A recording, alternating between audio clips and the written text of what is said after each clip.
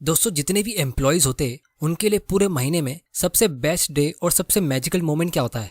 तो वो अक्सर महीने के एंड में होता है, जब उनको एसएमएस के जरिए ये 3 वर्ड्स देखने मिलते हैं, सैलरी इज क्रेडिटेड। क्योंकि वो फीलिंग अलग ही होती है जब आपको आपकी मेहनत की कमाई के पैसे मिलते हैं। लेकिन अगर मैं कहूँ कि आज मैं आपको इससे भी ज़्यादा ब्यूटीफुल 3 वर्ड्स के बारे में बताने वाला हूँ जो अमीर लोगों का सीक्रेट होता है, वो है डिविडेंड इज क्रेडिटेड।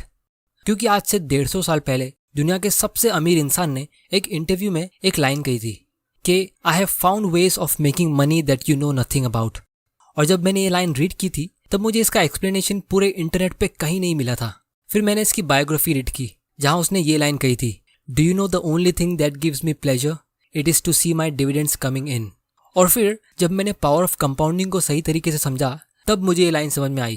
क्योंकि दुनिया में 2 टाइप के लोग होते हैं। एक वो होते हैं जिनकी इनकम सैलरी होती है और वो उनको तब तक मिलती है जब तक वो एक्टिवली काम कर रहे होते हैं, और जब वो अगले दिन सुबह काम करने आते तो उनको वापस जीरो से स्टार्ट करना पड़ता है। लेकिन दूसरे वो लोग होते जिनकी इनकम होती है डिविडेंड्स, जो कंपाउंडिंग के जरिए सैलरी के मुकाबले काफ़ी ज़्यादा तेज़ी से ग्रो होती है। जहाँ पे आप काम करना छोड़ भी दो तो भी वो ग्रो होती रहती है, जिससे अमीर लोग और अमीर होते रहते और गरीब लोग वहीं रह जाते। और यही सीक्रेट आज मैं आप लोगों को समझाने वाला हूँ।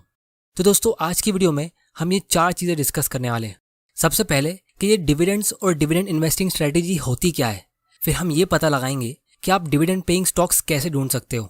फिर मैं आपको इसका एक रियल लाइफ एग्जांपल बताऊंगा कि कैसे आप इसके थ्रू जल्दी फाइनेंशियल फ्रीडम अचीव कर सकते हो। फिर हम इसके प्रोज और कॉन्स को डिस्कस करेंगे। तो सबसे पहले हम ये समझने की कोशिश करते कि ये डिविडेंड्स होते क्या है। तो दोस्तों, स्टॉक मार्केट में 2 टाइप के स्टॉक्स होते हैं। एक होते हैं ग्रोथ स्टॉक्स और दूसरे होते हैं डिविडेंड स्टॉक्स। तो जब भी कोई कंपनी प्रॉफिट अर्न करती है तो उस कंपनी के मैनेजमेंट के पास 2 ऑप्शंस होते हैं। या तो वो प्रॉफिट रिटेन कर ले और उस बिजनेस में री इन्वेस्ट कर दे फ्यूचर अपॉर्चुनिटीज के लिए, जिससे उस कंपनी के शेयर का प्राइस ऊपर जाता है। वरना अगर कंपनी को उस पैसों की जरूरत नहीं है, क्योंकि वो कंपनी के पास ऑलरेडी बहुत सारा कैश जमा हो सकता है और वो उसे कई अच्छी जगह ग्रोथ के लिए इन्वेस्ट नहीं कर पा रही, तो कंपनी ऐसे टाइम में डिविडेंड्स पे करती है। तो इससे हमें ये पता चलता है कि स्टॉक मार्केट से हम एक नहीं बल्कि 2 तरीके से पैसा कमा सकते हैं। एक तो जब आपके स्टॉक का प्राइस इंक्रीज होता है तब, और दूसरा जब आपको वो कंपनी डिविडेंड पे करती है जो डायरेक्टली आपके बैंक अकाउंट में आता है, जिस तरह आपकी सैलरी आपके बैंक अकाउंट में आती है। तो आपको स्टॉक मार्केट से प्रॉफिट कमाने के लिए और मंथली इनकम लेने के लिए बार बार किसी स्टॉक को बाय सेल करने की जरूरत नहीं है। अगर आप किसी अच्छे स्टॉक को एक बार खरीद के होल्ड कर दो तो बिना कुछ काम किए आप प्रॉफिट कमा सकते हो। तो अब हम ये जानते कि आप ऐसे डिविडेंड पेइंग स्टॉक्स ढूंढ कैसे सकते हो। तो दोस्तों, इसके लिए आप कोई भी स्टॉक स्क्रीनर पे जा सकते हो जहाँ से आपको कंपनी की इन्फॉर्मेशन मिलती है। तो यहाँ पे हम टिकर टेप यूज़ कर लेते हैं, जिसकी लिंक मैं नीचे डिस्क्रिप्शन में डाल देता हूँ। यहाँ से आप अच्छे स्टॉक्स को फिल्टर कर सकते हो और उसे एनालाइज भी कर सकते हो। और आप इनके प्रो वर्जन के लिए भी सब्सक्राइब कर सकते हो, जिससे आपको और ज़्यादा इन्फॉर्मेशन रेडीमेड मिल जाती है। तो अगर आपको ये ढूंढना है कि कौन सा स्टॉक ज़्यादा डिविडेंड पे करता है, तो उसके लिए हम यहाँ पे स्क्रीनर पे आएंगे। फिर हम यहाँ पे निफ्टी 100 सिलेक्ट करेंगे, क्योंकि हमें इंडिया की सिर्फ सबसे बड़ी 100 कंपनीज में से ही स्टॉक को पिक करना है। बहुत सारी छोटी मोटी कंपनीज भी होगी जो डिविडेंड पे कर सकती है, लेकिन छोटी कंपनीज में ग्रोथ अपॉर्चुनिटी ज़्यादा होती है। तो हम वहाँ से मल्टी बैगर स्टॉक्स ढूंढ सकते हैं, जिसको मैं किसी और दिन डिस्कस करूंगा। तो ये निफ्टी 100 सिलेक्ट करने के बाद हमें सिर्फ वही कंपनीज देखने को मिल रही है जो 30,000 करोड़ से महंगी हो, मतलब बहुत बड़ी कंपनीज। लेकिन इसके साथ में मैं आप लोगों को एक और चीज़ बता दूं कि बड़ी कंपनी होने का मतलब ये नहीं कि वो बहुत अच्छी और स्टेबल कंपनी होगी। स्टॉक मार्केट में आपको टेक्निकल नॉलेज के साथ कॉमन सेंस भी यूज़ करना पड़ता है। जैसे अगर हम फिल्टर में डिविडेंड यील्ड सिलेक्ट करेंगे और यहाँ क्लिक करेंगे तो जो कंपनी सबसे ज़्यादा डिविडेंड पे कर रही है वो सबसे ऊपर आ गई है। अब जिनको डिविडेंड यील्ड नहीं पता, इसका मतलब ये होता है कि कंपनी के शेयर प्राइस के मुकाबले कंपनी कितने रुपए का डिविडेंड पे कर रही है, तो परसेंटेज के फॉर्म में बताया जा रहा है। जैसे अगर कंपनी के शेयर का प्राइस 100 रुपया है और अगर कंपनी 3 रुपये का डिविडेंड पे करती है, तो इससे हमें ये पता चलता है कि इस कंपनी का 3% का डिविडेंड यील्ड है।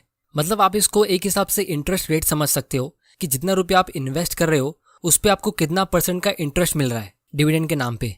तो यहाँ पे सबसे ऊपर कोल इंडिया का नाम है जो 9% का डिविडेंड पे कर रही है। तो अब आप में से कुछ लोग कहेंगे कि यार ये तो बहुत अच्छी बात है, क्योंकि इंडिया में कोई भी एफडी 9% का इंटरेस्ट दे ही नहीं रहा है, आपको मैक्सिमम 6 से 7% का इंटरेस्ट मिलता है। तो सबको एफडी से पैसा निकाल के इन कंपनीज में पैसा डाल देना चाहिए। तो दोस्तों, इसकी वजह यह है कि ये कंपनी के नाम से ही आपको पता चल जाना चाहिए कि ये इतना ज़्यादा डिविडेंड क्यों पे कर रही है। क्योंकि ये कंपनी कोल माइन करती है और ये इंडस्ट्री एकदम डिक्लाइनिंग फेज पे है। इलेक्ट्रिसिटी के आने के बाद इनके प्रोडक्ट्स का डिमांड गिरता जा रहा है, ये चीज़ हम सबको पता है। तो इसीलिए आने वाले 10-15 साल में ये कंपनी कहाँ होगी हमें वो नहीं पता, और इसीलिए इनके शेयर्स को लोग खरीद नहीं रहे, जिसकी वजह से इसका शेयर प्राइस गिरता जा रहा है।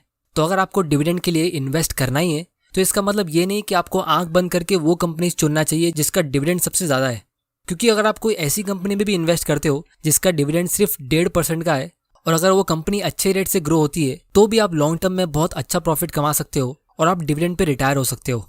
इस चीज़ का मैं आप लोगों को एक रियल एग्जांपल दिखाना चाहता हूँ। तो दोस्तों, कुछ महीनों पहले एक आदमी ने ट्विटर पे ट्वीट किया था कि उसके किसी फ्रेंड ने ये इन्फॉर्मेशन शेयर की है कि एक इन्वेस्टर है जिसने 2004 में ITC के 1000 शेयर्स खरीदे थे। फिर उसके बाद उसने उसको सेल नहीं किया और कंपनी ने बहुत बार शेयर स्प्लिट किए, बोनस शेयर्स दिए वगैरह वगैरह, जिसकी वजह से अभी उसके पास 45,000 शेयर्स है। मतलब खरीदे थे सिर्फ 1000 शेयर्स, लेकिन अभी 45,000 शेयर्स है। और पिछले साल 2020 में ये इन्वेस्टर ने 4.5 लाख रुपए कमाया सिर्फ डिविडेंड इनकम पे। और फिर इस आदमी ने ये क्वेश्चन भी पूछा कि क्या कोई इसे कैलकुलेट करके बता सकता है कि 2004 में ITC का शेयर प्राइस कितना था, जिससे हमें पावर ऑफ डिविडेंड्स पता चल सके। तो आप लोगों को मैं इसका डिटेल समझाता हूँ। तो दोस्तों, 2004 में ITC का शेयर प्राइस ऑलमोस्ट 1000 रुपये का था। ये इन्फॉर्मेशन मैंने इस कंपनी की 2004 की एनुअल रिपोर्ट से निकाली, क्योंकि अभी इसका प्राइस बोनस शेयर्स और स्टॉक स्प्लिट की वजह से एडजस्ट कर दिया गया है। अब क्योंकि उस आदमी ने 1000 शेयर्स खरीदे थे, तो इसका मतलब ये है कि उसने ऑलमोस्ट 10 लाख रुपीस इन्वेस्ट किया होगा, और अभी उस इन्वेस्टर के पास 45,000 शेयर्स हो गए, क्योंकि कंपनी ने बहुत बार शेयर्स को स्प्लिट किया और बोनस शेयर्स गिफ्ट किए, जैसा कि आप इस चार्ट में देख सकते हो। और अगर आपको ये स्टॉक स्प्लिट और बोनस शेयर्स का कॉन्सेप्ट नहीं पता तो मैं इसे आने वाले वीडियोस में डिस्कस कर लूंगा। तो पिछले साल ये कंपनी ने 10 रुपया पर शेयर का डिविडेंड पे किया, जिसका मतलब ये है कि इस इन्वेस्टर को 4.5 लाख का डिविडेंड मिला, बिल्कुल जैसा उस आदमी ने ट्वीट किया था।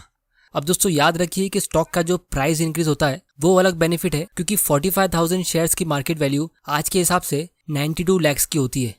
मतलब उस इन्वेस्टर को जो 10 लाख रुपए से 92 लाख का ग्रोथ मिला है वो 15% का रिटर्न होता है।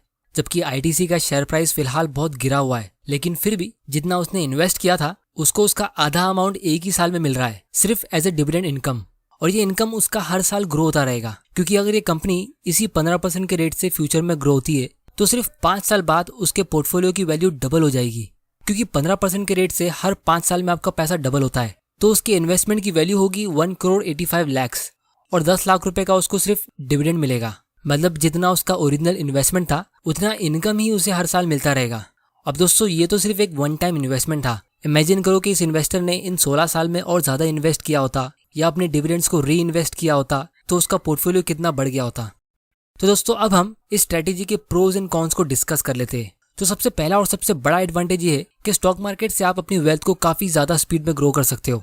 अगर आप अपनी 20s में कोई हाई ग्रोथ और यंग कंपनी में इन्वेस्ट कर लेते हो तो जब आप अपनी 30s या 40s में पहुंचोगे तो वो कंपनी भी मैच्योर हो जाएगी और एक डिविडेंड पेइंग स्टॉक बन जाएगी। और इंडिया में ऐसी बहुत सारी कंपनीज अभी भी है जो फिलहाल ग्रोथ स्टेज में है, और इसीलिए इसमें इन्वेस्ट करने वालों की इनकम भी बहुत ज़्यादा हाई रेट से ग्रो होती है। अब आप में से कुछ लोग मुझे कहेंगे कि ये बहुत रिस्की भी होता है क्योंकि इसमें पैसा डूबने का डर होता है, तो इसको भी हम डिस्कस करने वाले। फिर दूसरा बड़ा एडवांटेज ये है कि आप इसमें एक छोटे अमाउंट से भी इन्वेस्टमेंट शुरू कर सकते हो। एकदम कम एज में, जैसे 18 साल के होने पे ही आप स्टॉक्स खरीद सकते हो और स्टॉक इन्वेस्टिंग सीख सकते हो। सिर्फ 100 रुपया या 500 रुपये से भी आप इन्वेस्टिंग शुरू कर सकते हो। तो अगर आपको शेयर्स खरीदने के लिए एक इन्वेस्टिंग अकाउंट ओपन करना है तो नीचे डिस्क्रिप्शन की लिंक पे क्लिक करके आप फ्री में अकाउंट ओपन कर सकते हो। फिर तीसरा और सबसे बड़ा एडवांटेज इसमें यह है कि आपको इसमें डाइवर्सिफिकेशन करने मिलता है, क्योंकि रियल एस्टेट में अगर आप 50 लाख रुपए इन्वेस्ट करते हो तो आपको सिर्फ एक ही प्रॉपर्टी खरीदने मिलेगी, लेकिन यहाँ पे आप वही अमाउंट को 10-15 कंपनीज में डाइवर्सिफाई कर सकते हो। और दोस्तों, इसके अलावा डिविडेंड्स के और बहुत सारे बेनिफिट्स होते हैं जिसको हम डिटेल में आने वाले वीडियोस में डिस्कस कर लेंगे। अब दोस्तों, इसका डिसएडवांटेज सिर्फ एक ही है कि आपको इसके बारे में अच्छी नॉलेज होना जरूरी है, लेकिन मेरे हिसाब से ये एक डिसएडवांटेज नहीं है, क्योंकि कोई भी फील्ड में आपको नॉलेज होना जरूरी होता ही है। फिर चाहे आप रियल एस्टेट में इन्वेस्ट करते हो या गोल्ड में या कोई और स्कीम में। और जिसको भी नॉलेज नहीं होती है वो लोग सबसे बड़ा रिस्क लेते हैं, और जैसे जैसे आपकी नॉलेज इंक्रीज होती है तो आपका रिस्क अपने आप कम होता रहेगा। तो जिस तरह बहुत लोगों को पावर ऑफ कंपाउंडिंग ही सही तरीके से पता नहीं होता है, जिसकी वजह से लोग कभी इन्वेस्टिंग करते ही नहीं है, उसी तरह लोगों को ये डिविडेंड के बारे में भी नहीं पता होता है कि स्टॉक मार्केट से आप स्टेबल और एक रेगुलर इनकम भी अर्न कर सकते हो, जिसकी वजह से लोग इन्वेस्टिंग शुरू तो कर लेते हैं लेकिन सही तरीके से उसे कंप्लीट नहीं कर पाते। तो इसीलिए नॉलेज होना मेरे हिसाब से कंपलसरी है। फाइनेंशियल एजुकेशन नाम का कोई सब्जेक्ट हमारी स्कूल में होता नहीं है। तो अगर आप ऐसे वैल्यूबल वीडियोस देखना चाहते हो तो चैनल को सब्सक्राइब जरूर कर लेना और बेल आइकन प्रेस कर देना ताकि आप ऐसे इंपॉर्टेंट वीडियोस मिस ना कर दो। आने वाले वीडियोस में मैं इस डिविडेंड ग्रोथ स्ट्रेटेजी को और डिटेल में एक्सप्लेन करूंगा और हम इसे और दूसरे इन्वेस्टमेंट से कंपेयर करेंगे, जैसे रियल एस्टेट के रेंट से, गोल्ड, पीपीएफ और म्यूचुअल फंड से। तो जो भी क्वेश्चंस आपके दिमाग में है आप मुझे नीचे कमेंट करके पूछ सकते हो, मैं उसे आने वाले वीडियोस में कवर कर लूंगा। तो दोस्तों आज की वीडियो में इतना ही। टिकर टेप से स्टॉक को एनालाइज करने का लिंक और शेयर्स खरीदने के लिए फ्री में डीमैट अकाउंट ओपन करने का लिंक नीचे डिस्क्रिप्शन में है। वीडियो पसंद आया तो इसे लाइक करो, नहीं पसंद आया तो डिसलाइक करो। आपका वैल्यूएबल टाइम देने के लिए thank you and good bye.